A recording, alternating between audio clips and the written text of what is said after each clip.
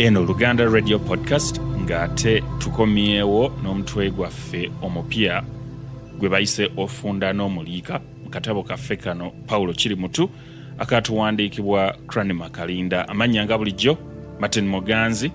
Ate tuteeketeke tulabe biki ebiddirira mu katabo kaffe kano Paulo Kirimutu.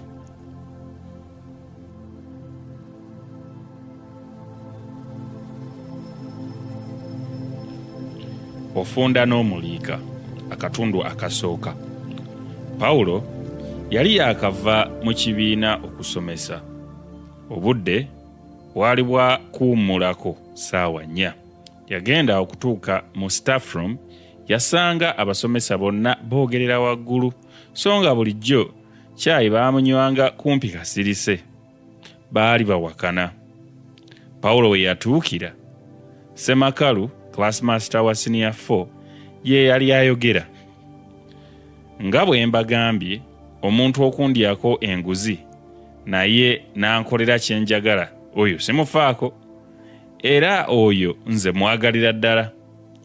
Ko Amoti Byencha eyali asomesa Oluzungu nti ate oli okukolera kyayagala naye ate natakugjaako kantu konna, oyo ye tomwagala?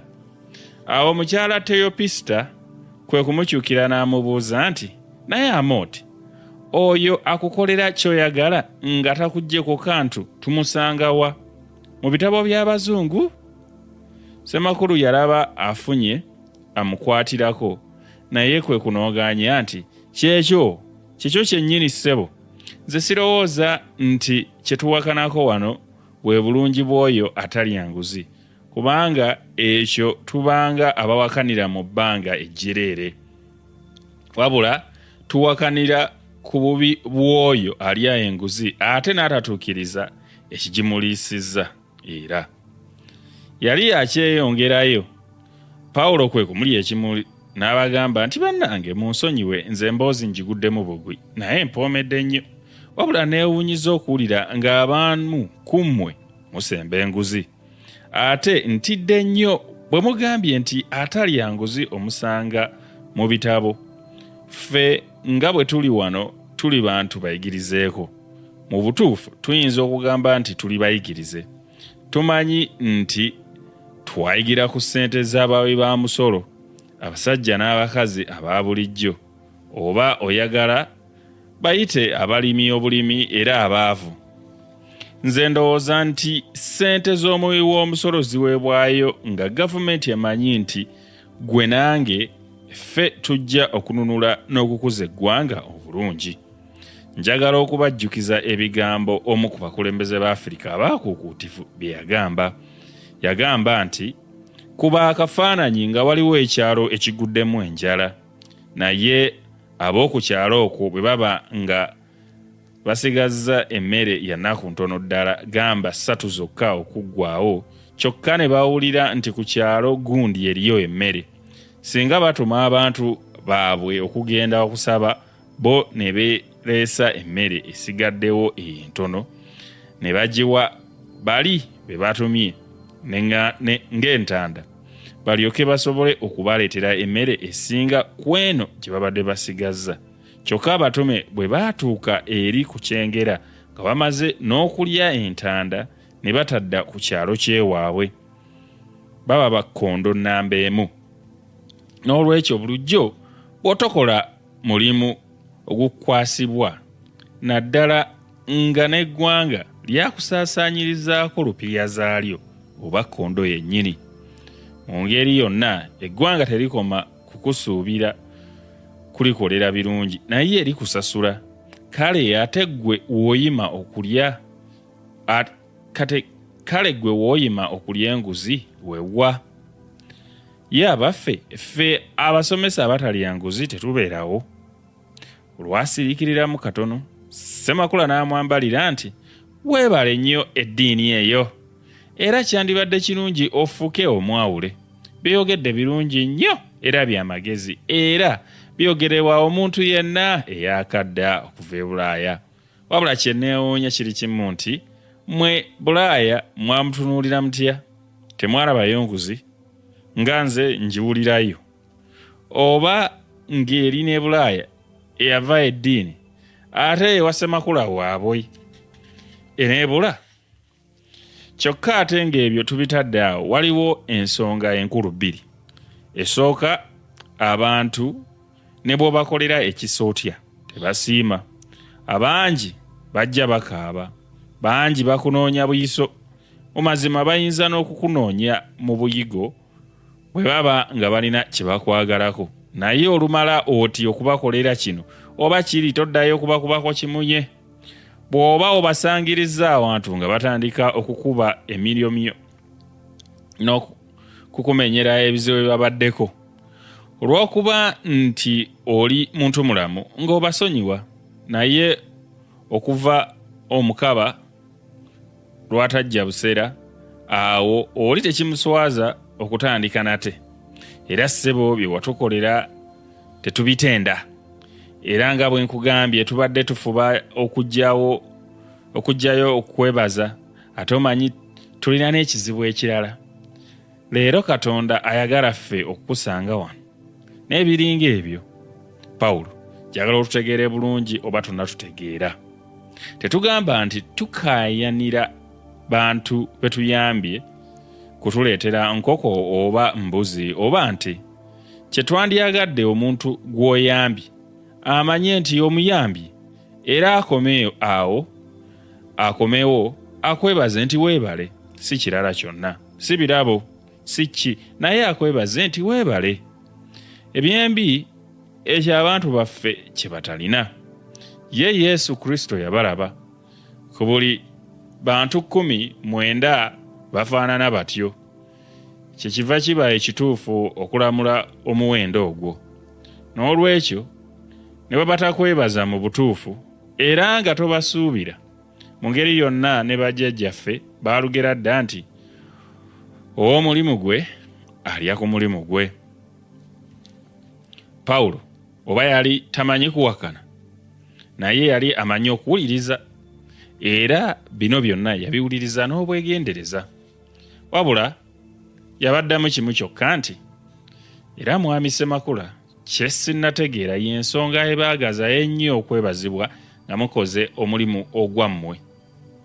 Oli yali akyeyongerako ekide ne kivuga, ate nga tteeka ekide nga kivuze abasomesa nga bayimukiramu. Pawulo yali anoonyeza emirimu gyonna nga n'obwoya bumuwedde ku ntumbwe. Buli we yaweerezanga okusaba kwe, ng'omuweereza we amussaamu ekitiibwa, amuddamu ng'akugaana. Waliwo ekifo kye yali agenda okutwalira ddala, naye oba yali ntaanya kyaki tewali yamanya. Abagerenjuzi bagamba nti lwakuba yali talina kyavaako era nakyo kyamusuba. Pawulo yalaba biri bityo, kyeyava asaba okusomesa mu ssomero lya sekendule erya pulayiveeti. Essomero lino lyali ku kyalo Lukumbi mu muluka gwa Mituba 6 mu ggombolola ya Ssaabawaali. Essomero lino lyali limanyifu nnyo kubanga buli lunaku teryavanga ku ddenge nga headmaster ategeeza abantu bonna abaali balina abaana ng'essomero bwe lyalina abasomesa bannamakeerere. Ate okujja kwa Pawulo essomero lino kwalyongeramu nnyo ebbugumu. Abaana baavanga mu buli nsonda yansi era mwalimu n'Abatanzania ne Bannakenya bangi ddala. Ekirungi ng'essomero lirina n'ebisulo, era olw'obujagujagu bwa Pawulo omwaka ogwo ye yali house master. Abaana baali mpaladdume z'abasajja na nkwakwa z'abakazi. Abamu baali nga bafumbo, bangi tebaalina fees, era nga bwe bavaamu eggulo ne bagenda bapakasa.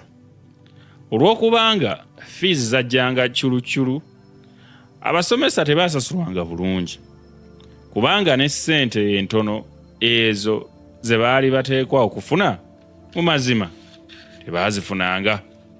Headmaster abasomesa be nga basasulako ku ntandikwa ya ttaamu. Olumu baali bateesezza okujemba nga headmaster abawadde obusente butono, naye Pawulo eyabalyamu olukwe kubanga ye yadda kubya nnyama ntono okayana eri mu nkwawa. Ate bwe yavaawo n'abagamba nti, mu ngeri yonna bwe tujeema tunaaba tubonereza abaana so si kabaleeta. Okuva olwo Pawulo ne banne baafuuka kabwanango.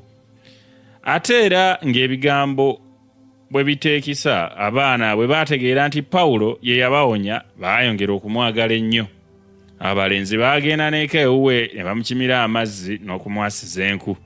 Ate b'abawala be baamuwaatiranga emmere ne baleka nga bagisaaniise. Essaawa bwe zaatuukanga ye n'agikumamu.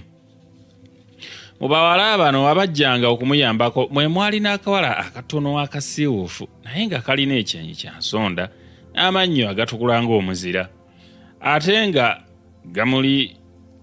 galimu n'akazigo. Akawala kano ng'okatunuulidde olukwakwayo ng'oyinza n'okukayita akabi mu maaso, kyokka gye wakomanga okukalaba gye wakomanga okulaba obulungi bwako.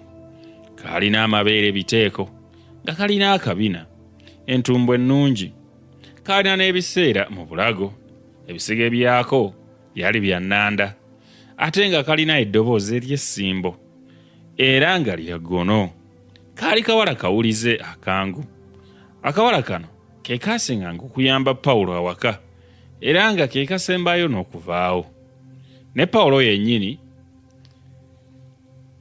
teyasooka kulaba bulungi bw'akawala kano kannambalirwa, wabula olunaku lumu yagenda n'akasangiriza nga kyera oluggya lwe nga katadde n'ekifuba kyako.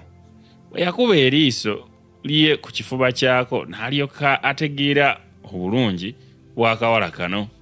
Yatandika n'okulowooza okukasaba kamugire ddala mu masiga. Kyokka kaamubbirako nti kitaawe waako yali tanywa guteeka ate nga yali akyayagala kasome. Baba bakyali mu kukukuta, akawala ne kagenda kafuna omusujja n'okuwunyaguunya. Nnyina waako yasooka n'akanogera bimubiri n'omwetango awamu n'omululuuza, naye obulwadde bwe bwagenda bugenzi mu maaso nga bugolo.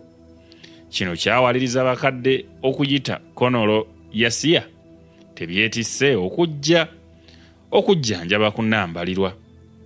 Yosiya yali Museveni era nga mu kunyumya kwe agamba nti mu bitta ye yatuuka ne ku ddaala ly'obwa Konolo, anti omumanyi omulimba asanga mukkiriza.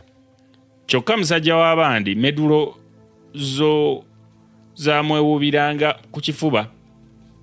Weewaawo tewaaliwo muntu ayinza kumatiza banne ku buli medulo, wabula kyo ekituufu kiri nti olw'obukalabakalaba bwa Yosiya yayigirira ddala n'okukuba empiso. Era abantu bwe baalwalanga ku kyalo ekyo ng'akomyewo ng'agenda abawumuggula agayiso, ate ng'abalirwa emirambo ng'abiri egy'abantu abaali baakafa ng'abakuba empiso olw'obutasobola kugumira bukambwe bwa mpisa ezo. Bwe baamuyita okujja okujjanjaba akawala yasitukiramu ng'eyatega ogw'ekyayi. Obutuufu Yosiya yali tamanyi kwekunya. Okutuuka kunambalirwa n'amaaso gatandise okutunula kyenvu ng'emmunye zitunudde waggulu. Konolo Yosiya yajjayo mangu ekikoba kye mu njanga eyali mu mayembe g'eggaali n'asiba essaabiro lya nnambalirwa. Tekwali kusiba wabula kumyumyula bumyumyuzi. Bwe yamala okulaba omusuwa n'alyoka amutunga ekkato omulwadde lyamuyisa n'ab'emagombe. Yamala eddakiika nnamba ng'akyamumaliramu eddagala era yagenda okumutungulamu empiso ng'omulwadde yazirise dda. Baamubika mangu nga Konolo bw'agamba nti Katonda bw'anaabakwatirako yali ajja kuba bulungi. Era bwe gwali waayitawo ennaku ntono nnambalirwa ng'atandika kubuukanga ttena. Kyokka ate yatandika okusesema buli lwe yasuulanga akantu mu lubuto. Ate era n'atandika n'okwoyanga ebyenda n'ebbumba. Bwe wamutunuuliranga ennyo ng'olaba akameeme ke kalasira nnyo. Ate yenna yatandika okweruukirira ng'oluleka n'amaaso okumutemagana. Nammodo mulirwana waabwe eyasooka okuteebereza nti omuwala ono yandibanga yasoba. Kyokka abalala baalwawo okukikkiriza kubanga omuwala yagendanga ne yeesiba omusipi ku kiteeteeyi kye eky'essomero n'ajula olukende lwe okulukutulamu. Kyokka bwe yatuukanga mu kkubo omusipi n'agusibirira ddala ino wansi w'ekkundi. Era akawungeezi kamu yali ava ku ssomero n'ayita ku nnyina ku dduuka lya Temuseewo nga n'omusipi agussizza, kyokka nga tamanyi nti nnyina waali. Olwo ne nnyina lwe yatandika okukkiriza nti Nammondo bye yali ayogera byandiba ebituufu. Enkeera bwe baali mu ggwaatiro, nnyina yalaba ekifuba kya muwala we. Nnyina olwakuba eriiso ku mmeeme y'omuwala n'agamba nti, "Woo, mwana wange, wafaafaagana dda. Mwana wange leero kitaawo n'amuddawa ng'onzise ng'ontunze. Kitaawo tandyemu amaaso. Yii, mwana wange, lwaki tewansaasira? Olaba ewa kitaawo nfumbiddwayo ku nkato. Ye omusajja omumanyi?" K'omuwala nti, "Mumanyi, musomesa, ali eyo ku ssomero. Naye nange maama saagenderera, nsonyiwa maama." Nnyina bwe yawulira nti musomesa, kwe kukkaanyaamu nti, "Musomesa muki oyo? Bino bye yajja okusomesa, mbu musomesa erinnya lye yaani? Mufumbo?" K'omuwala nti, "Simanyi bulungi, naye ndowooza talina mukyala kubanga bulijjo abaana be bamukolera emirimu." Olunaku olwo mwami Andereya mweyogereze, kitaawe wa Nambalira, yalwawo okudda eka. Yayitirako mu kiraabu yaabwe bammemba gye baali bakazizzaako erinnya lya Andereya. Mweyogereze kiraabu.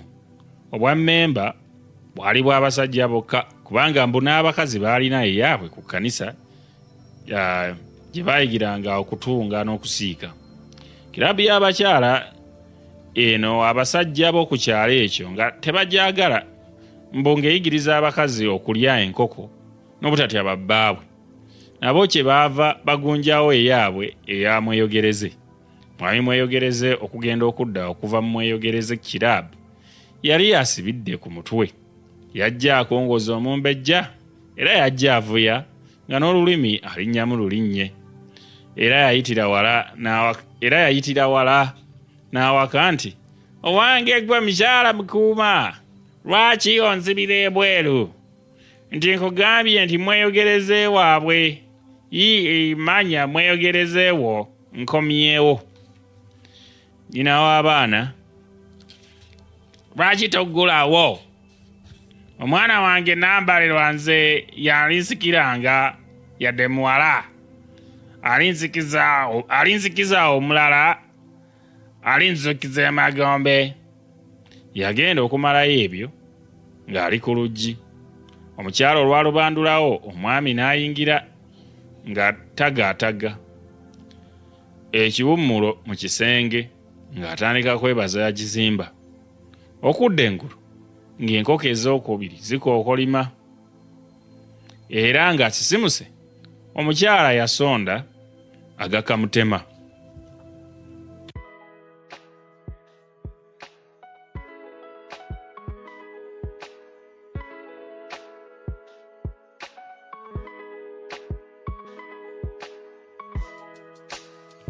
Ekyo kye kitundu kyaffe ekisoose oba katukayita kapaati akasooka mu mutwe guno eno Kufunda n'Omuliika, mutwe muwanvumuuko.